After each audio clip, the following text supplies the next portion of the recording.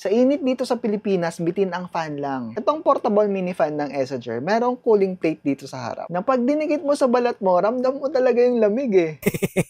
Kahit na anong lakas ng mini fan mo, kung mainit talaga, mainit din talaga yung ibubuga nun. Kaya yung mga ganitong may cooling plate dito sa harap, mas may laban ka na sa init kahit papano. At ang nagustuhan ko pa dito, natitilt siya paharap o kaya palikod para mas madali siyang ipatong sa table. At meron pa siyang flashlight dito sa likod, o di ba?